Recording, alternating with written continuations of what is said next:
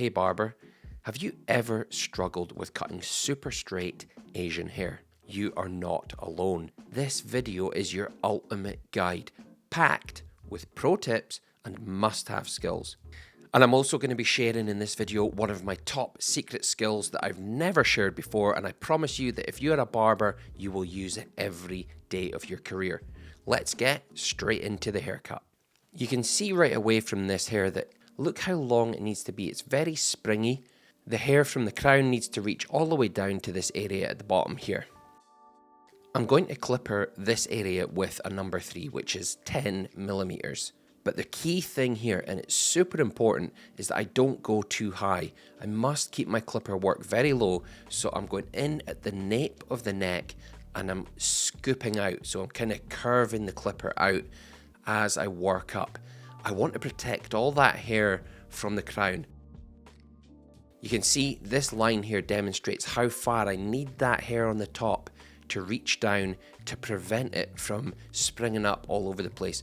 Remember, because this hair is so straight and so strong, it has the tendency to stand on end. I'm now going to switch to a 1.5, that's 4.5 millimeters.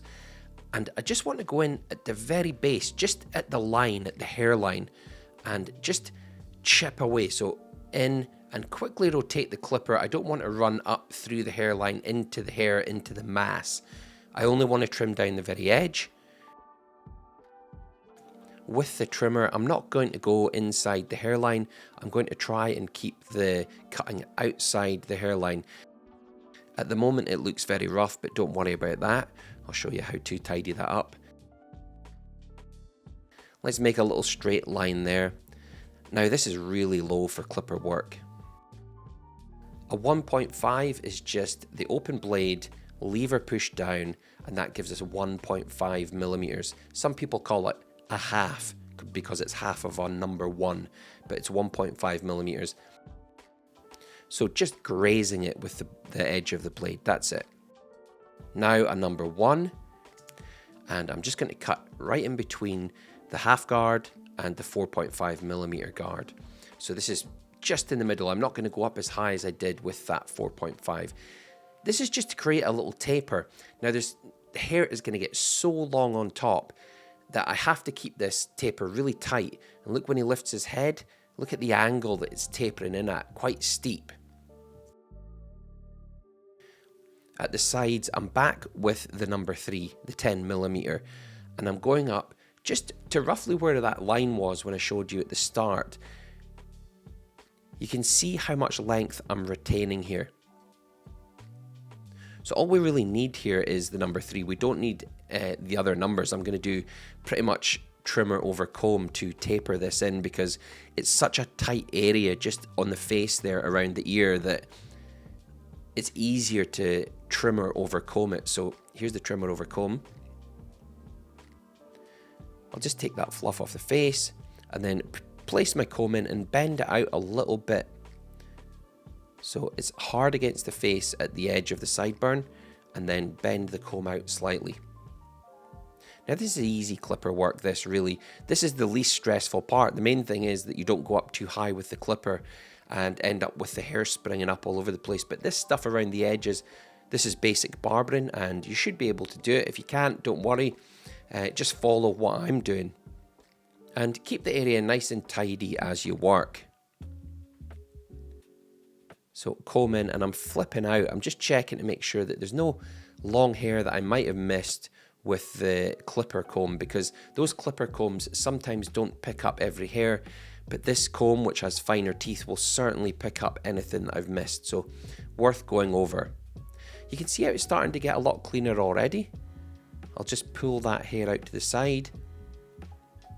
I'm bringing the teeth right to the edge of the hairline.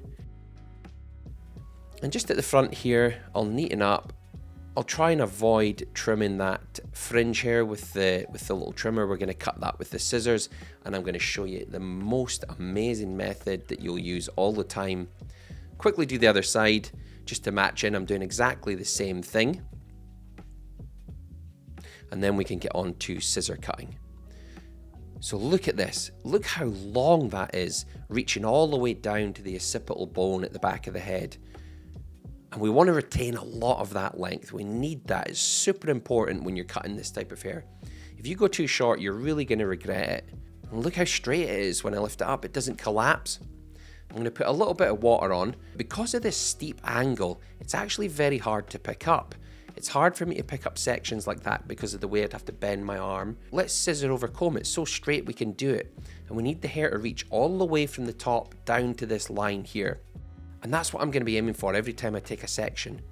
I'm going to slide the scissor in, pick up my section, and because it's so straight, it won't collapse, okay?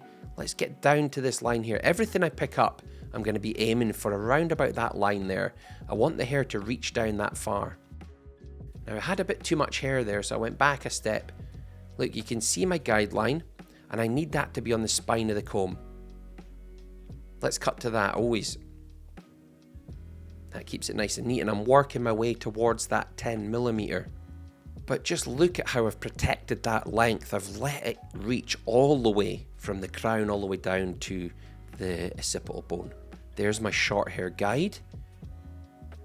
I'll cut to that. I can always see from that first section there exactly how short I need to cut when I move to the left. So a little bit of scissor over comb. I'm not too worried about that just now. I'm just smoothing out a little, but that's not necessary because I'm going to do that at the end anyway. So again, look, there's that short hair guide.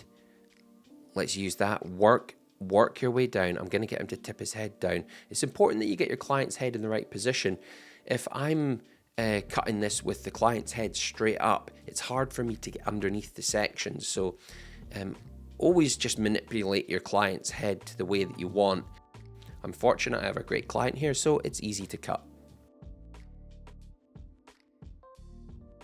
So I'm stepping around to the side again. Look, there's short hair at the end of the comb. I'm going to follow that and work my way down towards the length that was the number 3, the 10mm. Doesn't take too many sections. A little bit of scissor over comb. Now I'll keep working my way towards the front, but I'm not going to cut the hair that's hanging over from the fringe quite yet. You're going to see that in a minute. You can already see we've got enough length for the weight to pull itself down. Super important. And just be careful. You can always take more off, but you can't put it back on. So the first time you take this too short, you'll realize, whoops, that was too much. So working my way towards the face now with this scissor over comb again. Now, you see that hair on the fringe? I'm not going to cut that yet. We'll come back to that. I'm trying to distinguish which is the hair from the side and which is the hair from the fringe. So there's not much to cut there in that section. It's quite a short section of cutting. This scissor, by the way, it is my own scissor, and it is a convex edge Japanese steel scissor. Now, why convex edge? Convex edge is a razor sharp scissor. It's sharpened to a razor point, and that's really important when you're cutting these tough textures of hair. I wouldn't want to cut this hair type without a convex edge. If I was using a bevel edge, it would be harder to cut. It's just not as sharp. It is super important that you have a good scissor if you're working as a professional barber. This 6-inch Japanese steel is the scissor you need, and there is a link down below for that. You can find it on Amazon in the US, Canada, and Mexico, and it's available right now. So here's an illustration of the line I was aiming for and where I wanted the hair to reach to from the top. Okay, we'll do the same on this side. I'm going to work my way, making sure that I keep that and I respect that hair, respect how straight and how strong it is, all the way down to that line that I showed you on the side there. So this is more scissor over comb and working our way around towards the other side of the head. You can sometimes find it easier on one side of the head than the other because of the way that the scissor is sliding in. So the point of the scissor on the other side was going towards the fringe. When I come round to this side, I'm kind of working in a sort of a backwards way. but it's okay, it works as long as we aim for the correct line, okay? I just want to give a shout out also to the channel members while we're here. I hope you've been enjoying learning the masterclass sections. Those masterclass videos in the member section are in multi-language audio. So if you go into the audio track in the settings of those videos, about 80% of the languages in the world are covered. So you should be able to, most of you will be able to watch it in your own language. If you would like to join the channel as a member and get access to those masterclass lessons, then you need to join via the desktop application. It's not always possible to join via mobile if you're using an app on your phone. So I'm just going to smooth out this area at the back a little bit with some scissor-over-comb because there was a little angle that I wanted to address. I did think it was because the hair was wet, but I do need to go back and just polish it. There's nothing wrong with that. I think you should do that. It's very easy with a 6-inch scissor. The smaller your scissor, the harder. If I had a 7-inch, it would be even easier again. Not everybody has every scissor under the sun. A 6-inch is probably right in the middle and ideal. The main thing is for this technique, try and use a scissor that's quite long, the longest that you have. It's easier for smoothing. That's sitting okay. Let's go to the top.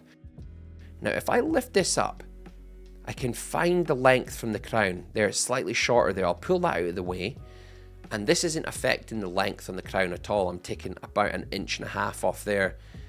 And I'll make that section longer to find the next bit of long hair, and then move forward again on this line, find some more long hair, and use my short hair as a guide. So once I've cut that, what I need to do is spread out and take sections very similar across the top of the head, just like this. So using the hook of the comb, lift these sections up, and I'll try and find some short hair that I cut before. See, I can see the short hair through my section, and I'm going to cut to that. There's some more long hair. I'm cutting my way towards the front, but when I get to the front, this is important. I'm not going to worry too much about how I'm cutting that, because that's going to be a separate section, and I'm going to show you that technique that I promised you, which you will use every day of your barber career. As I said, it's a great technique. Coming up in a minute. This is so long. It's so long, but look at the way that it lays. And at the end of this video, you're going to see how important it is and how it actually lays very nicely. Asian hair can lay really, really nicely. If you respect it and you cut it with a bit of consideration to its properties, you can cut an excellent haircut with Asian hair. One of the funny things is that a lot of people with straight hair always want curly hair, and people with very curly hair always want straight hair. I don't know about you. What do you prefer? Do you prefer curly hair or straight hair? Leave a comment down below and let me know on which one do you prefer to cut, or do they both present the same challenges to you?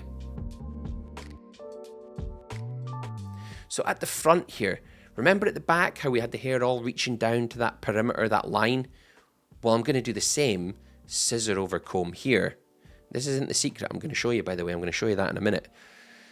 But scissor over comb, working my way towards that perimeter. I'm just going to be careful not to pick up too much hair, okay? This is why I'm doing it in all these little sections, and I'm gradually getting towards the front where I finally take that little extra bit of length off. I'd be interested to know, though, if you're a barber, how much Asian hair do you come across? Are you doing a lot of it? For me, I probably get 5 or 6, sometimes 10 haircuts a week where I'm cutting Asian hair. But when I say Asian hair, that could be like Indian, South Korean, Japanese, all nationalities. And actually, not all Asian hair is as straight as this. I often find that my clients from India have a bit more of a wave, but they have a very thick hair. I have one client from Sri Lanka who has incredibly dense hair, a very dense beard. So you get a mix with Asian hair, but one of the key features is it always seems to be very strong hair. Over on the other side, it's starting to take shape. I'm still using that scissor over comb. Now, my feeling on this is that once I get this fringe down to the length I want, is that it's too heavy. Okay, we've got all that hair reaching forward to the front. The ends of all the hair all reach to that one point. And it's important for me to lighten that to make it maybe a bit more broken up. I don't want him to look like it's completely blunt.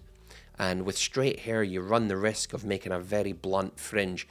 I don't know what it is in barbering. There seems to be an absolute epidemic of blunt fringes. It's as if there's some shops where they just say everyone's getting a blunt fringe. I don't care. You're going to get a blunt fringe today because that's all we do. No, don't do it. Let's make lighter fringes. Let's make some texture on the fringes. Learn how to do these things. And I'm going to show you right now exactly how I do it. This is the tip that I wanted to give, and you will use it all the time. So let's lift the fringe up and pull some of the fringe down, right? Now look, I've got my little perimeter there, right? If I take some hair from above that, it's not going to affect the length of the fringe. So I'm taking some weight out of the fringe.